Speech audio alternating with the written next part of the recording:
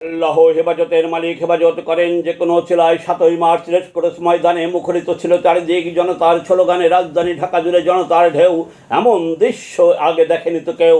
মঞ্চে উঠে এসেছিলেন এই সেই নেতা, মুখে মুখে সকলের যার শুধু কথা।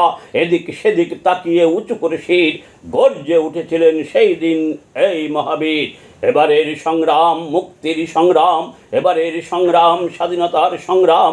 স্বাধীনতার সেই মহাবাণী শুনে ভয় পেয়ে গিয়েছিল পাকিস্তানি খুনি।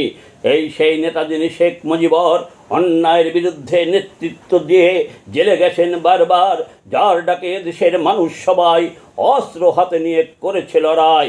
জেনারেল উসমানী, মেজর জিয়া, বঙ্গবীর কাদের সিদ্দিকী, জাতীয় চান্নেতা সহ সকল সেক্টর কমান্ডার, সকল মুক্তিযোদ্ধা, মৌলানা ভাসানী সহ সকল দেশপ্রেমিক নাগরিককে স্যালুট জানায়, যারা বঙ্গবন্ধুর ডাকে দল মত নির্বিশেষে দেশের 95% মানুষ ঐক্যবদ্ধ হয়েছিল সবাই।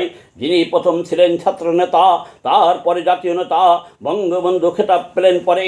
দেশ স্বাধীনের পরে বাঙালি জাতির পিতার খিতাব সবে মিলে দিল যারে।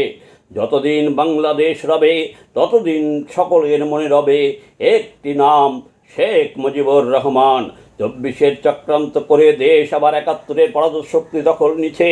দেশের সাধারণ মানুষ মহা বিপদে আছে। আমরা বিপদে থাকিলেও নেতারা বলিতেছে তোমরা জাগো, তোমরা জাগো, আমরা আছি তোমাদের কাছাকাছি। তোমাদের আমরা খুব ভালোবাসি। দেশের মানুষ শেখ হাসিনাকে আবার চায়। নেতৃত্ব নাই, নেতৃত্ব নাই, নেতৃত্ব নাই।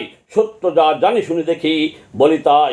নেতা আছে হাজারে হাজার, বঙ্গবন্ধুর আদর্শের নেতার খুব অভাব। অন্যের মাথায় কাঁঠাল ভেঙে খাওয়া বেশি নেতার বর্তমানে হয়ে গেছে স্বভাব। ওদের করতে হবে পতন, দল গঠন করতে হবে বঙ্গবন্ধুর আদর্শের মতন।